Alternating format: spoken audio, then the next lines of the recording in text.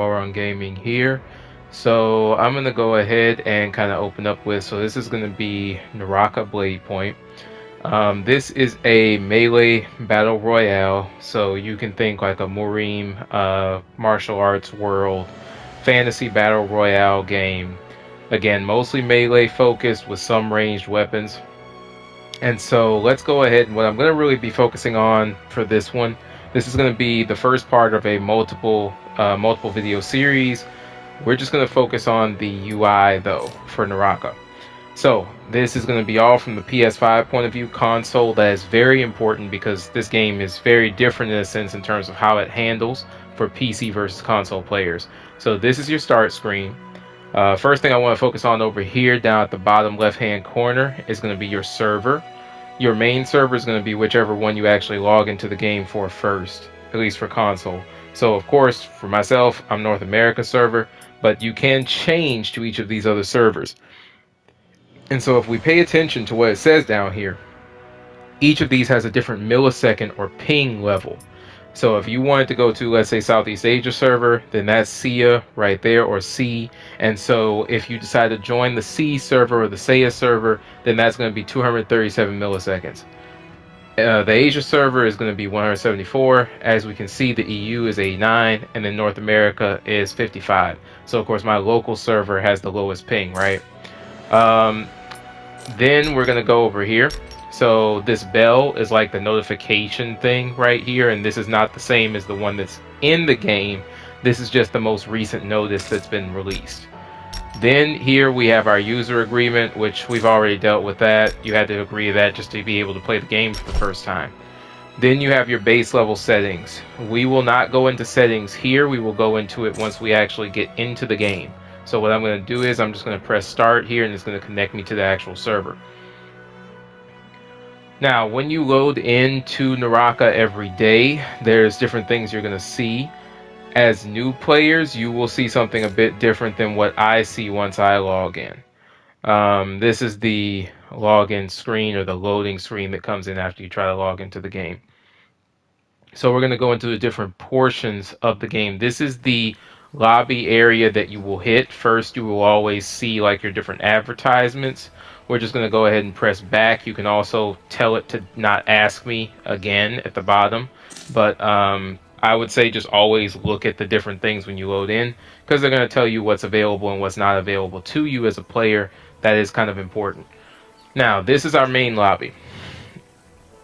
I'm going to go ahead and focus on explaining the main lobby screen first. Then we'll get into a bunch of other stuff because there is a lot of stuff to get into. So this one right here, where my cursor is, always follow the cursor when I'm going through this. This is going to be our daily quest section. So you just have to hit each of these daily quests. I'm not going to explain the details for each quest. You will get that figured out as you play the game. But yeah, there they are. You can also press this, the little section, the 3 dots, and that'll take you directly to the daily quest list where you can see it in detail. And then depending on the quest, there may even be little sections here. I'll see if I can find one that has something that could be useful so that you can see what I mean. For certain ones, there will even be an eye that will tell you where to find these specific items and stuff. Now this is actually a battle pass quest list here. That's what this is for. You have your season quests, challenge quests, and everything else. And you can track quests by just selecting in the upper left-hand corner here. You can click on this and it will track a specific quest. Quests earn, as you can see here, they normally earn XP, and then they earn Hidden Treasure XP. Hidden Treasure XP is only useful for your Battle Pass, which is here. In my case, I've already basically fully leveled out my Battle Pass. At this point, I am just collecting random stuff, literally. You can see here, based on how the treasures work, I've already gone past the limit that you would normally have for your Battle Pass. We literally have to go back to see the previous limit. See, I can't even go back far enough. I've already maxed out my pass. But anyway, the other thing is that you also have your rewards, which are based upon how much stuff you've done within the season. And this is normally, always going to be related to ranked mode. This is the Pioneer Battle Pass, so if you're in the lobby, another way to get to this screen is to literally just click on it. You can just click on any of the things that you see here. Now let's look at the treasure pavilion. If we go in here, this is where you go to open chests. These are the 3 chests that are currently active. These 2 will always be active. That's your Immortals and your Lotus. They have guaranteed pity rewards after you've opened 100 chests, and those will always be an extreme. Other than that, you're guaranteed an epic within every 9 that you open for the 2 of these. These are your basic chests. Then you have the Pioneer treasure, which is the one that is the season treasure for this specific season. These, of course, have a higher level of rarity, and so if you're someone who likes to spend a ton of money, then you can pay to play, as they say, and spend a bunch, and then you will get probably a certain set of nice rewards. You also have your previous chests, which are your season chests for the previous seasons. I'm just doing a very quick walkthrough here. And so your goal as a player, if you really want to look into this, is to find the chests that correspond with the outfits and character stuff that you want. And then you pick those chests and then put money toward opening them or finding a way to access them. Now, let's go ahead and come back out. We have some other things that are important. We're going to go back to this top screen. Right now, I'm just focused on this section here. You have your player icon down here, bottom left-hand corner. This is where you can figure out your different hero stats, your season rankings, who you are as a player, you know, different avatars that you have, your match history. Let's go back there for a second. Your achievements, you can put up your hero badges and stuff, and yes, there's a lot more to get into even with that. And then we have our collections and item sets that you can gain little pieces and rewards from as well. Now, if we go back to our achievements for a quick second, we can also look at something called the hero badge section. That allows you to put up different badges, basically pointing to how much of a beast you are at the game, if that's really the thing you want to talk about. Then you have the hero badge store, which that link there can take you to this location, or you can find it yourself by going through the shop, as you can see in this tab right here. This one right here for hero badge. But so this allows you to purchase certain things. In some cases, like the Lotus treasures, you can purchase them weekly. And then there's other stuff that you can do as well. Now we'll go ahead and go back to where we were. So now we're back at the lobby. Again, you can go back and look into that as much as you want later if you choose to. If we hold the pad in the middle of the controller, we can access the chat.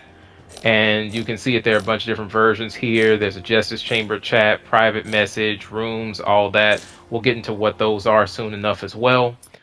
If you want to add friends to your gameplay, this is how you can sit there and kind of grab different friends and bring them in. Same thing here. This is where you can quick join the team if you really want to. You can create your own party, whatever you want, right? Now let's get into our different things over here to back on this right hand side. Well, again, we're going to wait to go into the top section. So now let's look at the Baizepedia.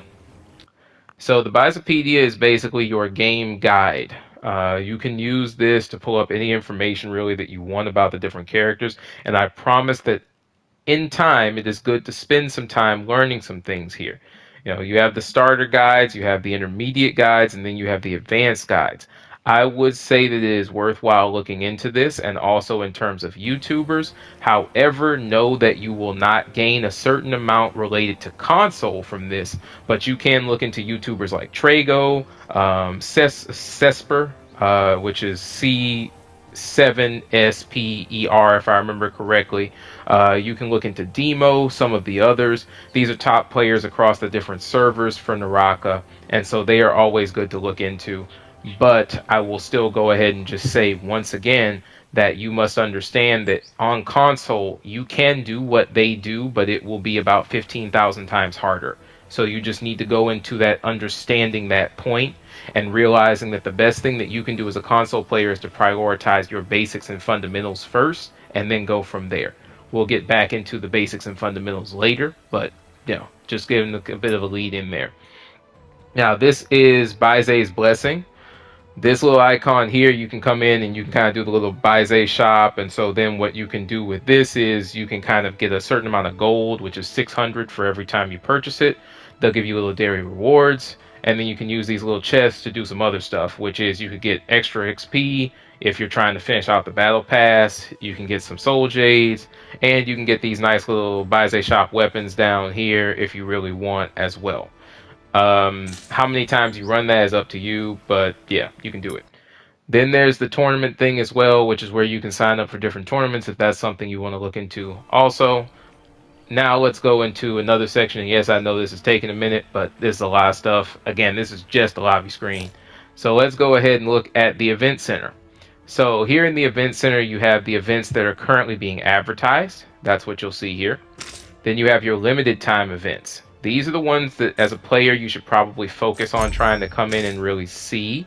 So, you know, we have this, the Pioneer Wonder and the Pioneer Treasure with the bonus collectibles and all of that. You could see some of that from the treasure area as well.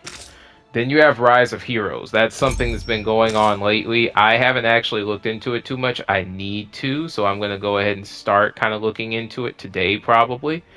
These are your different predictions. You can earn different items and all that stuff. And then I'm presuming that you can earn some of these different, you know, exclusives and stuff in here if that's something you really want as well. And if you notice, it does actually have some very nice gift choices in here. So I do intend to buy a few of these also, but I'm going to have to figure out how best to earn off of them. That's something that's some research that you as a player and stuff will need to do on your own time. Again, the Baize blessing. Make sure you do these binds so you can bind your Discord account here.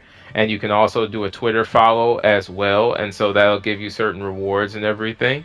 I think the Twitter thing is actually new because I don't remember seeing this before. So yeah, you can follow Twitter now, whatnot. The Rebirth thing, you can get the Rebirth seals from different events or from the Spectral Silk store and then come and spend them here. Just make sure that whatever you're trying to get is worthwhile. Like you actually want to go through the trouble of getting it. Just, yeah, make sure it's worth what you actually want before coming in here and spending, because it does take a lot of Spectral Silk, if I remember correctly, to get some of this stuff. So, yep, that's there. And then we have Hero Recall, which is where you can bring back people who you know, or at least try to. And if they show up, then hey, you know, you get gifts from that as well. And with Torchbearer, if you know new people or someone who you think would like to see the game, you can send them your code and then you'll get certain rewards associated with this as well. I've not spent any time with Torchbearer, but it's available to you. Alright, now let's go ahead and continue. Oh, well, let's look at this really quickly. So you also have your different modes here that you can pick. Depends on what type of player you are and what you're trying to do. You have ranked, quick match, immortal war, bot mode. You have your casual, saddle surge, bloodbath, blood sport, through the fire. You have training, which is basic tutorial. Please go through this immediately second you start the game. Advanced tutorial. Please go through this immediately after you start the game. And then free training, which is where you actually kind of mess around a bit and increase your skill level. Definitely do every single required training or mentioned training or advertised or recommended training for the game, because if you don't, do not get mad when you get murked, because that will happen on a very regular basis then. It's going to happen even if you do the trainings, but at least you won't get murked as badly. Then you have your showdown modes, which is only for people who like PvE. What does that mean? So you have the player versus player, which is PvP portion of the game, which is what it's mostly built around. Then you have the PvE mode, which is showdown here, which is player versus environment. And you can get into that as well. So these are all different things that you can sit here, play, get interested in. Once you've gotten to certain levels, of course, you can come in here and play the speed runs and everything. The difficulties for some of these boss battles probably border on, actually in my opinion, they surpass in some ways Dark Souls, but that'll be up to you to figure out as a player as to how you think about it, what the difficulty is and stuff like that. Okay, now we can finally start to actually delve further into this beautiful menu that we have here. So we have been on the first tab, right? We were in lobby. Oh, actually, before we move off of lobby, one more thing to show you. So you do have two different things here. You can set the weapons that your character actually holds, so that, you know, if you want to feel cool with a certain weapon, you can do that. And then also this one, which is heading into, I still mess up the pronunciation for this place, but I think it's the Penglai lobby, something like that. So you can come in here, and then this is where you can really mess around a bit, meet other people somewhat, and then mess around with your characters some. Now, One of the things that makes this a really good place to show up is not even the meeting characters part. And here's something else that's really cool about the area. For all of their different stuff, when they're advertising certain things or there's certain events, the symbols in here will change. So right now, this is the Naraka Bladepoint World Championship thing. Really, really cool statue here. But what is very important about this area is that you do not lose stamina here.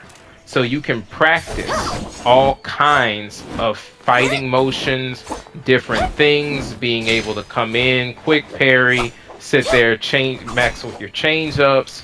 You know, you can come in, mess around with your grapples and stuff, being able to sit there and adjust your techniques. All of that is possible in here with no downside whatsoever. If you want to, for example, as a console player, and yes, you can do this as a console player, if you want to try messing around with Skywalk, for example, so we come up here, we fly ourselves in the air, you can mess around with that. That's just kind of like dashing in the air and stuff. If you want to do a slightly more advanced version of the Skywalk, hold on, I gotta get the timing right for it. Sometimes I pull it off, sometimes I don't. But you gotta grapple here to the edge, for example, then float. And I'm still messing up the timing slightly. Haha. But let's see here.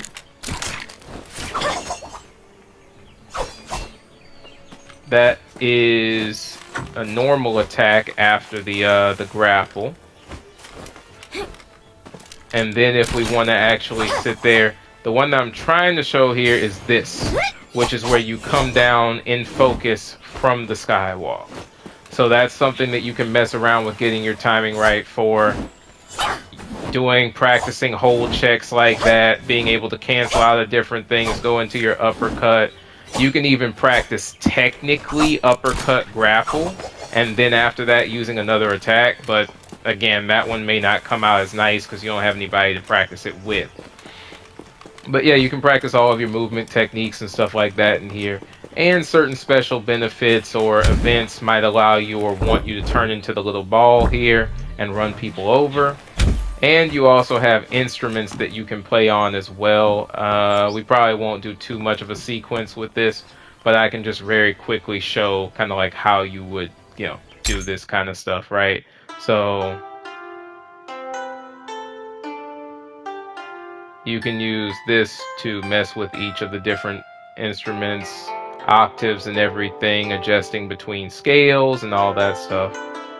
And you can combine notes as well, so that way it really does start to feel more like a true instrument, right? And then they have their different music. There's like a music score and different practice songs and stuff that you can do as well. Okay, now let's go ahead and exit this lobby. Oh, there's also a kite that you can fly, or should I say kites with an S as in multiple over here. We'll go over here really quickly so that I can show this. I don't want to take too much time in here because we have a lot more to see. But you can sit here and hold the little kite, this one. It will, of course, fly behind you. Yay. Then you can wait over here. You see that big kite that's flying? So those big kites that are flying or gliding up there will come back around, and then you can ride that kite. So we'll go ahead and kind of burn a little bit of time here. As you can see, the kite even follows you, even when doing your different motions and everything, which is really cool. Here comes the next kite that we can ride, and as you can see, it's kind of cloaked in this this wind, this magical wind. So we just press square to ride this kite, then we wait. Depending on when you get here, of course, it might be just getting ready to fly off. Who knows? So once it starts flying, if I remember correctly, the kite that's kind of attached to us right now, the one that we were flying or guiding around, is actually going to blow away because of the speed at which this one's going to move. Oh, never mind. Okay, it's sticking with us. Yep. So yeah. So here we go. We're flying around. You are going to see the entire lobby this way. And it really is cool to see some of the features that they put in. So you see the statues of the Vajra up there. As we're moving around, we get to see the entire environment here, the different areas. This is actually the speed area beneath us that we're floating over at the moment. Then you have another section. We can just drop off like this. And then, of course, get your grapple ready. Oh, I missed the speed grapple on that one. My bad. That was a scale rush, by the way, that I used to move over here a little bit further. As we can see, this beautiful waterfall with a cave area down here. I don't really tend to see anybody in this area normally, but you can come into this cave. You can even, if you wanted to, you can even probably sit here and practice your scale rushes if that's something you really want to mess around with as a player. See, so I can just come in here, practice my scale rushing, all that nice fun jazz. So now that you're done here, we can just go ahead. The kites are still here as well. By the way, this thing that I'm doing is called focus dashing, but you can learn that later. And see this, there's always a different speedrun event for the season. So this is the one that's currently available for the season right now. And if you want to get back to the other areas, you just go this way.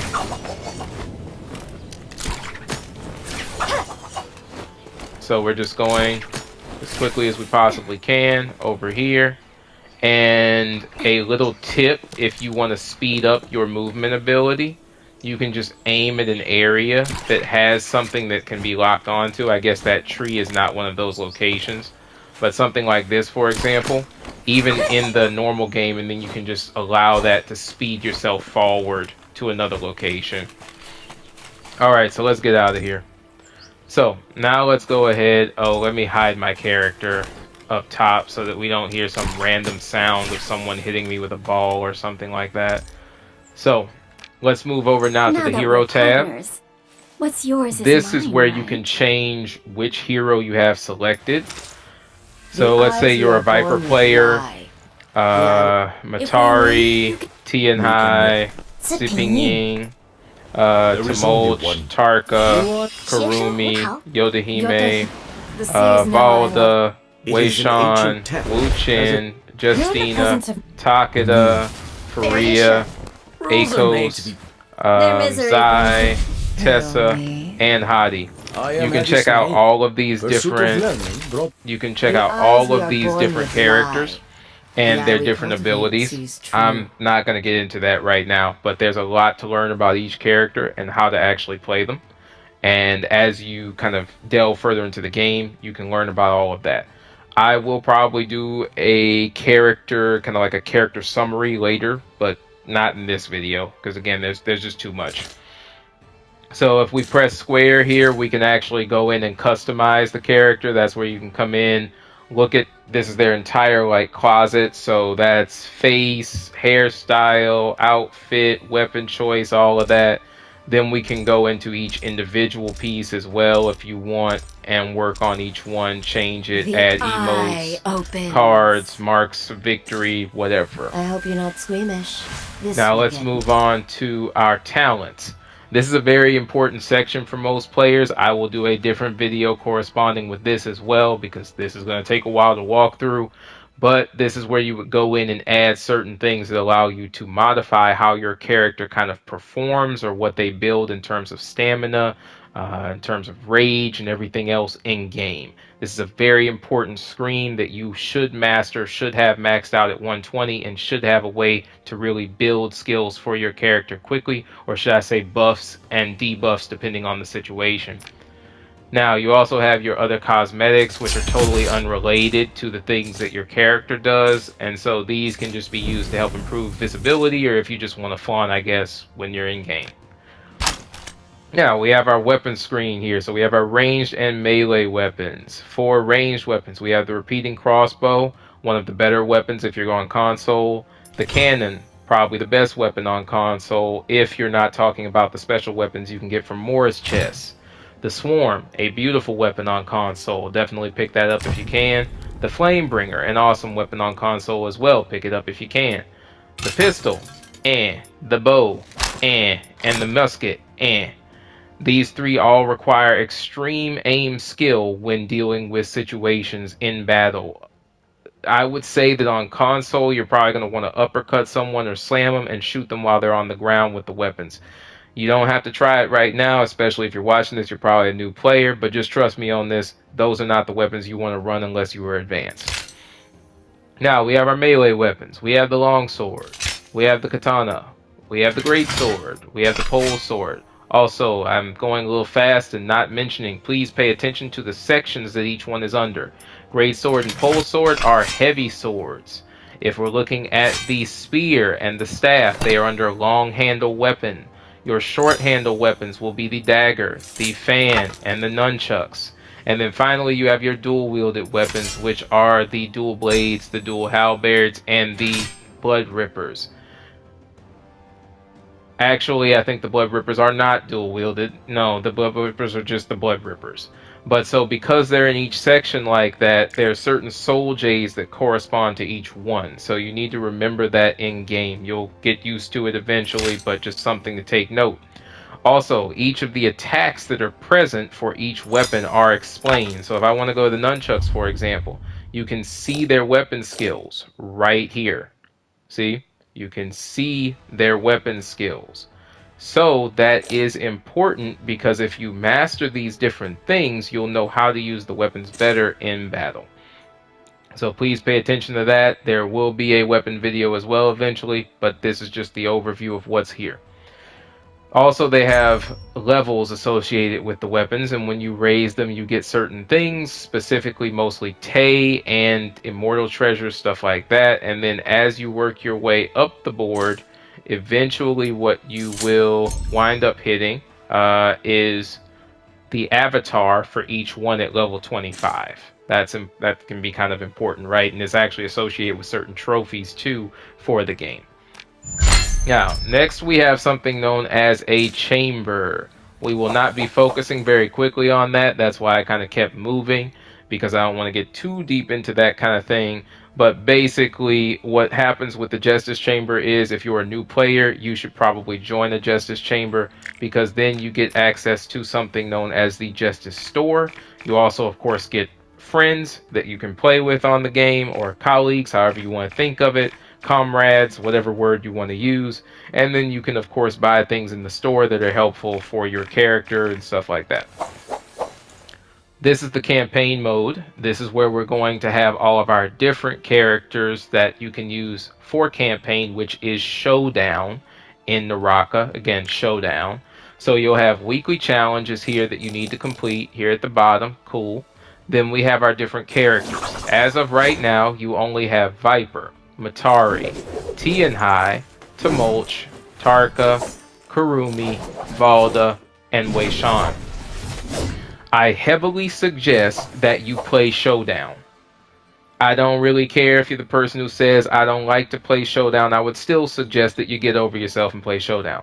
Why would I recommend that? Because it's something that teaches you how to use certain weapons. You will master the longsword if you play Showdown. You will master the pistol if you play Showdown. You will master the dagger if you play Showdown, along with, again, the pistol if you're playing Matari. If you're playing Tianhai, you're going to master the staff, you're going to master usage of the swarm. If you're playing Tumulch, you will master usage of the greatsword and the bow. If you're playing Tarka, you're going to master usage of the dual blades and the cannon. If you're playing Kurumi, it'll be the katana and the repeating crossbow. If it's Valda, it'll be the spear and the musket. And then finally, if it's Wei Shan, it'll be the pole sword and the cannon. Since pretty much all of these weapons I just mentioned are your mainstay weapons, it's kind of a good idea to do this. It will get you better with parrying, it will get you better with comboing, and you'll be able to really understand the mechanics more. Now, I'm sure many people will say, well, Showdown is easy. Yeah, no, that just means you didn't get far enough. Normal mode is easy. Hard mode is easy. Night Scream is hard. Like, genuinely difficult, will eat you alive hard. And then if you think you're actually that good, just try running Night Scream solo. And then that'll tell you whether or not you're a real G. And that's how you actually get good at the game in terms of being able to deal with the weapons, character skills, all of that, because everything you do in here will pretty much directly apply over to your Battle Royale skill. I've seen Showdown players who are at the top levels who, again, are super good at what they do, and then as a result, they're also good at the Battle Royale. And the ones who are at the top of the Battle Royale can do pretty well at the high levels of Showdown. But normally, if someone kind of sucks at dealing with Showdown, they're probably not going to be that good at dealing with Battle Royale, and vice versa. Now, here we also have the speed run thing. I'm not too concerned kind of as to where I fit in on this, but this is one of those where, again, you can see there's only 30 people who have done like the speed run for Doom. And I'll admit in a heartbeat, my setup is not the best for this, so yeah, I'm fine with where I am. But anyway, this is kind of the list, and you have to have like perfect luck with partners too for speed run. But this is kind of the list of people, and this is basically a thing that they do where this is Doom highest sense level. You have to have at least 520, and I promise you that it is insanely hard to do these speed runs. So if you want to test yourself once you get really good at Showdown, I suggest coming in here and doing that. Now, interestingly enough, this is the Showdown store. Here's the hilarious thing though. The tokens you need to buy, like to use to shop in this store, you don't get those from Showdown. So I don't even understand why this is here. But that's another discussion to get into. Maybe someone who's an Naraka dev hearing this, will hear me saying this, and then understand my confusion, and then maybe eventually they'll change this, because it makes no sense. You don't get any tokens that can actually be used in here to shop for anything useful. I don't know. Now, this is your ranking screen. This is where, depending on whether you play ranked, because again, first of all, you have to play ranked to even be on here. Then you can figure out what you're doing with your leaderboards, Hall of Fames, and all that other stuff. We can get into a very long diatribe about who should be on the ranking boards and why, and crossplay on versus crossplay off, and all this other stuff. That is totally up to you. I don't care how you play. I do crossplay on and crossplay off. It doesn't matter to me, but I know for some people they feel some type of way about those things. But if you take that out, then ranked just tends to be a pretty fun experience where you can just mess around and really train against different people and everything. And you have your leaderboards for individual characters as well within the Hall of Fame too. So yeah, just do you. Now, moving from here, and this is also the information in terms of the champions of the J Cup. This is just how Naraka kind of gives people their praise and and you know their enjoyment, and kind of really shows who's who and everything. I like this because it really gives praise to the champions, right? But this screen has really nothing to do with you as a player. Then let's move on. This is your inventory. This is where you have just random items from the different promotions, events, random stuff that you get and win, all that fun jazz is right here. So let me just explain which ones are important. You can get these trial cards sometimes. I guess if you want to use them, use them. I've never even used them for anything, so I'm going to ignore that. You have the essences. These are important for imbuing your soul jades with certain elemental types. So you have ice and you have lightning or thunder. That's these two. This is a quench crystal. This allows you to be able to recast your soul jades, which is really important for min-maxing your values. I need to actually do that myself. I have not done any real min-maxing yet for my build. I will get on that. Don't shame me in the comments. Now, Justice coins. You can use the Justice coins in the Justice store. This is all related back to the Justice chamber. You have these, which are the gold coins, which are worth a lot more. Then you have the blue coins here, which are your journey coins, which are not as important and really don't buy as good items.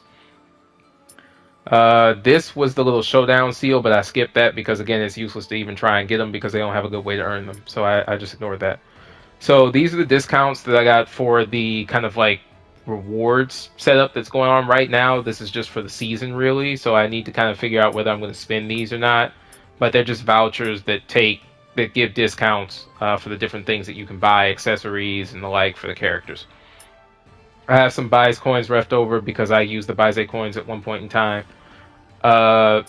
You have your Martial Jade Stones. This is related to the Zenith Clash event. Haven't done anything with them yet, but yeah, as you can see, they exist. This is for another event, Mech Plumes. We're going to get past that as well. I'm going to go with stuff that's more staple. This is something you will need for Showdown. These are used to increase the levels of your characters, the alchemical crystallized souls. If you have enough of them, you can very easily level a character basically to max just off of the souls without even having to do anything with the Showdown itself. Rune keys are needed to be able to unlock Enigma modes. Enigma modes being these things. If we go back to campaign and I say join combat here and I go to Morris Isle, you'd have to be extremely strong already to even be seeing this, but these are the Enigma domains. You have your 150 to 300 levels, which is basically once you kind of enter, if I remember correctly, Night Scream. Yeah, pretty much. Once you enter Night Scream, you can get into the Emerald Enigma domain. Then once you're like halfway through Night Scream, you should be eligible for the Topaz Enigma domain. And then finally, if you're on that Super G level and you've finished everything, you've maxed out at 525, now you can start doing your Enigma Peak. And so these are the different ones that correspond to the rune keys. And you do need the rune keys to enter any of them. There's this normal type of rune key, and then there's a gold blue kind of rune key. It's a blue rune key, but it's a legendary, so I also think of it as gold. And so that will allow you to kind of increase the luck of the rune by, I think it's about 2,000. Now we have our treasure bonuses. These treasure bonuses, the hidden treasure ones specifically, only apply to the battle pass, so you shouldn't really waste time if it's not related to the battle pass. These are your XP bonuses that work for your normal account. So you can pick between the 20 times, 10 times, and stuff, which the times bonus just means that that's how many battles that you'll be able to get that specific bonus to apply for, or how many rounds of a game. Then you have your scorekeeper cards. These are important because if you're playing ranked and you get murked immediately, this prevents you from losing score on the match. So try and stockpile these if possible. This is just an event thing that just came with the, if you played during the 2P when they kind of brought in the 2B near 2B collaboration for Naraka. So that's with 2B, the 9S outfits and everything else off of Near Automata or Automata, depending on how you want to pronounce it. And then of course just Near in general or Near Replicant. This was an item that was given as a reward to those players as a remembrance thing. Then you have this one, which is the Hadi trial voucher. We're going to go ahead and just sell that because it's totally useless for me because I already have Hadi. Okay, now we're going to get to this part. Yes, we are still going. It's a long thing. Then we have our shop here. These are your recommended items currently selling in the shop. Most of them are legendaries. Pretty sure they're all legendaries, actually. They're being shown here. This shows your new outfit. This is the one that's currently available for Hadi. So if you have the luck of being able to go in and unlock this via Pioneer Treasure, you'd get this black hole thing, crazy outfit that's going on here that looks all super awesome and whatnot. Cool. And then you have all of these other things that are also shown here. So this is the Extreme Fan, which is the Cosmic Inverter. You have the sword or dagger or whatever the heck that thing's supposed to be. Maybe that's a dual blade. I don't know. And then you have the Star Variance outfit. This one is for Tianhai. That one's available too. This is another outfit that's available for Matari. And then they have some of the others down here, Weishan and the rest of them. You can always come through and look at this. This is whatever's new that's in the shop for these specific characters and stuff.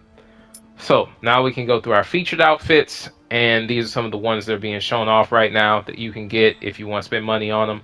Money, i.e. gold, but still money. And then after that, you have your packs here. You can spend on those as well. Items. This is an area where you can pretty much shop almost unlimited.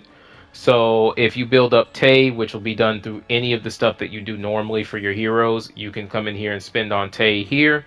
You can spend this kind of stuff, which is the Spectral Silk, if you want to roll back a character. I would never spend on that. Just take the work to actually do the characters yourself. And then finally, you have the Immortal Treasures here, which you can purchase and open them over and over again and hopefully get something nice, you know, off of sheer luck, right? Luck is terrible in this game, but again, good luck. Then you can actually sit there and buy some of the different stuff. You have your Season Pioneer Treasure over here that you can buy. The different things in terms of your seals and everything. And then you can buy certain extreme outfits as well using Spectral Silk if you save up enough.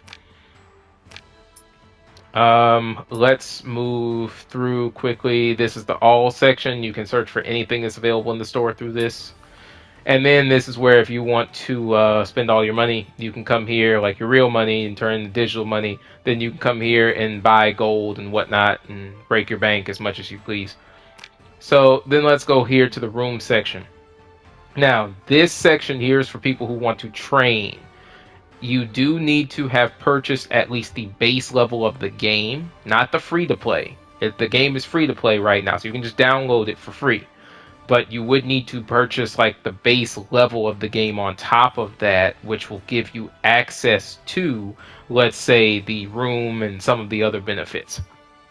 You'll have to figure out if that's something you want to do. As far as I am aware, you can jump into any room without having to create a room. So you can always jump into someone else's room. You just will never be able to make one if you don't pay for the base version of the game. So that's that. The rooms, by the way, are training areas. That's the only reason you use them, really, and they are beautiful for that purpose. Anytime you want to get good, you should be jumping into a custom room. You will not get the training that you need in a place that is just the battle royale modes. You won't get there. You also won't get there just by playing bot mode. You can get pretty good in bot mode depending on which mode you put it on. I always suggest hard if you're that good, because that's where you get the real training. But you will never be great if you do not go into custom rooms. That's just keeping it 100. Now, let's go ahead and look at some of this other stuff. This is how you keep track of the different things. You can always go, of course, they make it easy for you to spend money to lose your money to get more gold up here, right? And then you have the spectral silk. These are three things that are at the top. Now let's get into these little sections over here in the right hand side. So you have this, which is like a basic, this is Narakapedia. This is different than Baizepedia. Narakapedia just shows you your basic stuff. That's all it does. This is all just basic information that any person probably should take the time to look at. However, this will not at any point in time make you a great player. It's just fundamental knowledge. Then you also have your mail system here. This is where you will get your thank you information and all of that for the game, all the different little things that the game will send you if you participate in the events. And so all you have to do is every time you're in here, so that you don't accidentally mess up stuff, just press triangle to claim your items. Do not press square unless you want to lose all of the mail that has been sent to you. Please do not make that mistake. Just press triangle to claim it all, and that'll be fine. If you really want to clear the inbox, then press square, but otherwise, just press triangle. Alright, then you have your friends list. This is where you can figure out who you want to play with and all of that stuff. You have your recent players, those people who you just played with or were online with in recent time. You have your nearby players, which are the people who are probably located relatively close to you, so they're probably in the same region, same time zone, whatever. You have your contacts, which are the people who you've actually linked up with, and so that can be across Xbox, PlayStation, PC, all that fun jazz. Then you have your friend requests. I have none at the moment, but they're there. And then you have your PSN friends. This is kind of messed up because I know that I have a bunch of PSN friends. There we go. It just took a second to load, right? There we go. Now we see it. But yeah, so that's there as well. All right. And you also have these sections here. I should probably go through the different pieces of this. So in addition to it showing your avatar level, ID, and all that, you can actually go invisible or online, depending on the situation. You want to stealth and just not be noticed, you can go invisible. But all of us who play on console know that there is no true invisibility on console. And if you didn't know that, then I'm telling you that now. On PS5, there is no true invisibility. You can go invisible all you want, but if someone who's your friend or a friend of a friend is somehow set up and they're actually online at the same time, they'll be able to see that you're online. So you do just need to know that going into it. Now, this little section right here, this mastermind, coach, all that fun jazz, you can actually put what you like to do or what kind of stuff is your preference in this section. So if we wanted to look at preference, I can pick what is my preference for my specific modes. I don't put anything for that because I play everything. You can say what your styles are. I know that for me, I like to think my things through, so I call myself quote unquote a mastermind. And then also I put coach because I do like to teach people, or I do like to give information about how to play the game better if someone is willing to receive it. If not, I'm keeping my mouth shut. They have the selectable here for whether you want the mic on, mic off. I prefer mic, so of course that's what I put. You can pick your language settings here, throw that up however you want, and then of course when you're online. I'm online at random times, so that's why I normally will say always online. Now, let's get into our settings. This is going to be the last part of this. I know it's been long. So let's go ahead and get into our settings here. And this in itself is something to dive into, right? But I'm going to try and give you the best settings I know of for console. So that's really going to be my focus right now. Um, I'm going to have to go ahead. I know this person wants me in their team, but I am going to have to decline that request for right now because we're in the process of getting this done, right? So with that being said, let's go into our graphics settings. First of all, this is our kind of like you can adjust the brightness and stuff. We're not going to do that. My brightness is the way it needs to be. For your anti-aliasing algorithm, you have a few different settings that you can pick. You can pick TAA, you can pick off entirely, and then you can pick SMAA. I personally use SMAA, but I didn't really see much difference between TAA and SMAA. It's up to you which one you want to use. Um, I did see a bit of, and I'll say this, I did see a bit of a very small amount of graphical kind of like changes or weird behavior on TAA. I had a little bit of screen tearing at times, so that's why I moved back to SMAA. But the truth is, I think that that was probably less the setting and just more kind of how my system was behaving at the time and TV and all that. So that's totally up to you. Pick one, run with it, test it out, run maybe 3 or 4 games. If it looks good, keep it. If it doesn't, switch to something else. Now, let's move to audio. In this game, I would say that you want to bring your background settings down. So I don't even like my voice chat volume at 70, but I have it there so that I can hear people because sometimes people will chat with you or connect with you via the game chat instead of in a PlayStation party. So it is what it is. But the rest of this stuff, as you can see, beside my mic volume, everything else is down. I've turned my background music down. Why did I turn my background music down? Because I want to hear everything else. I want to make sure that my character stuff is up at the top. I want to make sure that my combat volume is up. My Bane Breath volume is up. Everything else is up.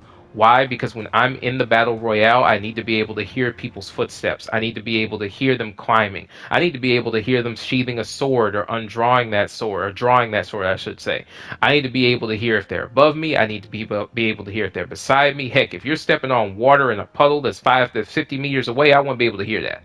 So that way I'm not getting ghosted or grabbed from somewhere and I don't know what's going on. So that's all important in a game like this. Now, this stuff down here, not important. Nightmare voice, who cares?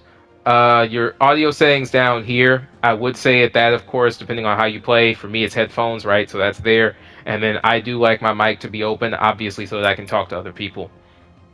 The rest of this, unimportant, unless it's something that's a serious thing for you with the language settings. Okay, let's get into the controller settings. Now, I will admit, I play on a DualSense Edge, so my controller settings are custom. If you're playing on a normal controller, you'll have to figure out exactly what you want your settings to be for the controls themselves. So for the remapping, I will leave that to you. Just know that you can go in and you can remap all your buttons. That's the important part you need to know. Now, let's keep going.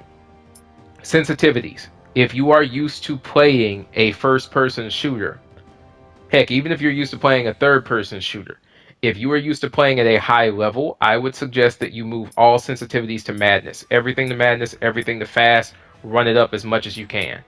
You will be fine. You won't die, trust me. And you won't get nauseous either. If you are not used to that, though, I would start out with medium level sensitivities for everything and then slowly move up your thresholds once you kind of have had a chance to adjust. Honestly, I may need even change my turning ramp up time later. That's something I've been thinking about messing with. So let's get into combat though. You have attack, aim, assist. You have aim assist. For attack, aim, assist, I will always recommend attack from stick direction. You do not want attack from camera direction. Reason why is because when you're dealing with multiple opponents, you want to be able to move your stick in a certain location, and then that's the way that you attack. If it's with the camera, your whole camera will shift as a result. And so, of course, if you do that, that's going to cause not only a level of nausea, but also it limits your ability to deal with the enemies that are around you. So I will always say attack from stick over attack from camera here. Aim assist. Aim assist for this section, I leave off. The reason why is because you're going to get enough aim assist from the melee aim assist that we're going to look at on another screen. So you really do not need this aim assist on. You just don't. Now, let's get into the controller. I don't invert my settings for the X-axis and the Y-axis. If you want to, that's up to you. I would say that you can probably, if you're using a standard controller, this stuff is already off for my DualSense in its own settings. But I would say turn your controller vibration off if you were going to use this and like a standard controller, and then I would turn off my adaptive triggers as well. Again, they're already off for me on my Edge, so that's why I didn't have to mess with these settings in the game. Now let's go to gameplay. Again, pick what you want here. This is cross-platforming. You can do on, you can do off. Does not matter. My recommendation, however, for players, especially if you're new, is that I would do crossplay on for quick match, showdown, capture the spirit well, shadow surge, bloodbath, any mode that is not ranked. And then I would probably turn crossplay off for ranked. Why? Because to me, I see it as a fairness situation. FPS is not equal on PC versus console. The controller versus keyboard thing is not even the important discussion. People get sidetracked on that all the time. Again, I'm a repeat for the people who are not listening when they first heard me say it. Controller versus keyboard and mouse is not important. It does not matter.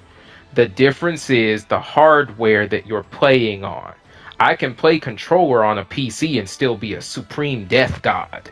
That has nothing to do with anything. It's the fact that a PC allows you to have a much higher level of frame rate. You can also sit there and change certain things about your resolution. You can improve the way in which your input lag is processed because it is a PC. And so that makes it unequal to a console. The input does not matter. Screw the inputs. It is not about the input. It is about what is under the hood in terms of the hardware. And so for that reason alone, if I look at rank the way that people might look at competition, like weightlifting, football, basketball, any type of sport out there where there is some type of competitive nature, it does not seem like a fair thing to put PC and console on the same level because they're not equal. I wish they were, but they're not. So for ranked, I would say you turn it off.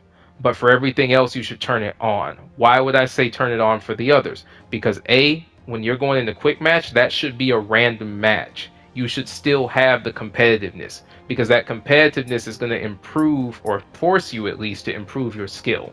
Same for bloodbath and everything. So you still need to have training that will make you get better at the game.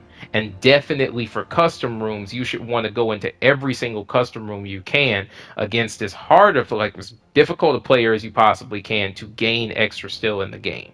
So that's my recommendation. Turn off the crossplay when dealing with rank, but for everything else, you should leave it on. And if you're really that confident, then by all means, you can turn crossplay on as well for ranked.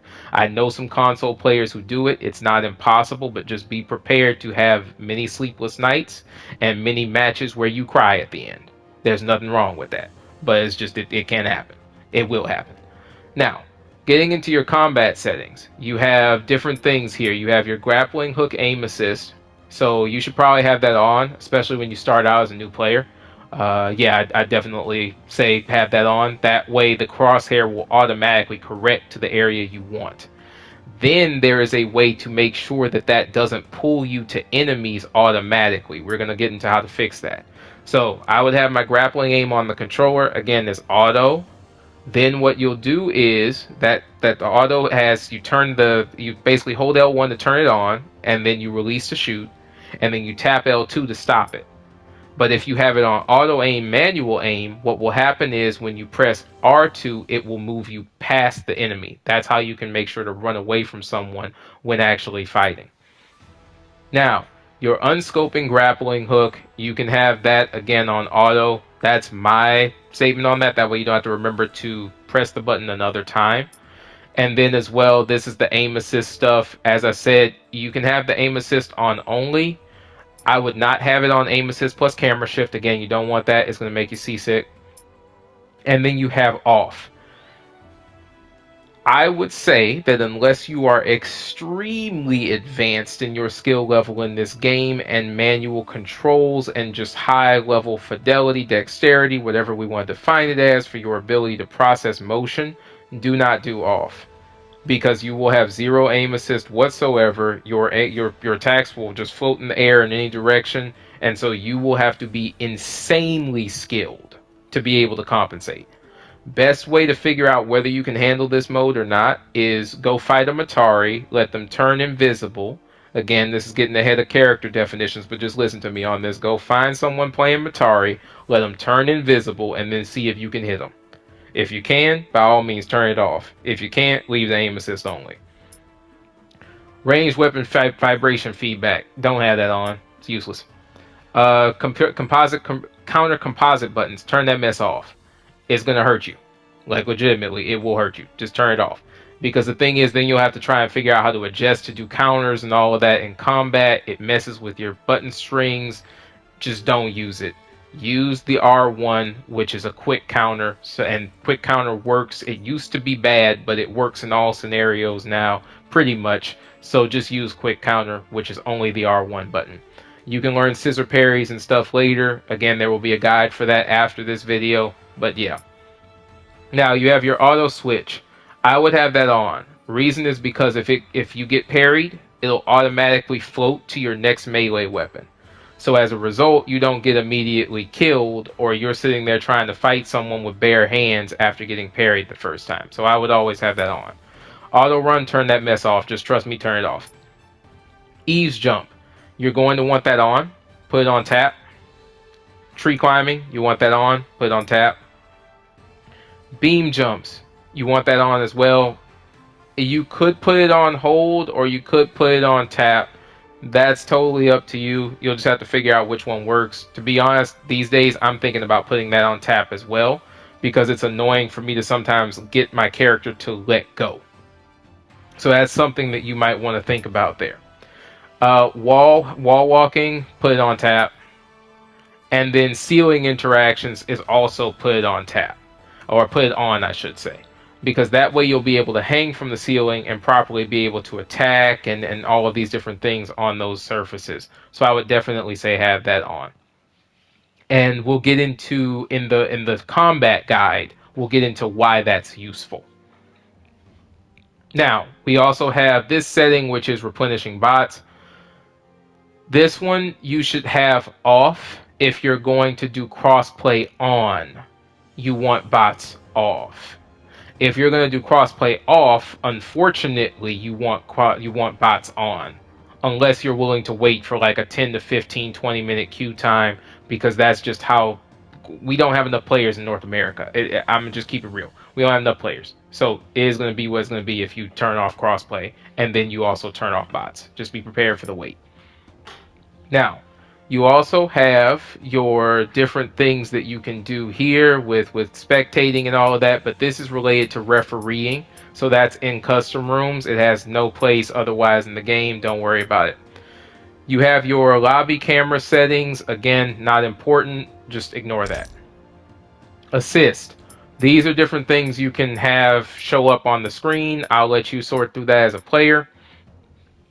Pickup limits. I would turn this on. And then it's up to you, but I would think about using the limits I have here. I'm just going to scroll through them.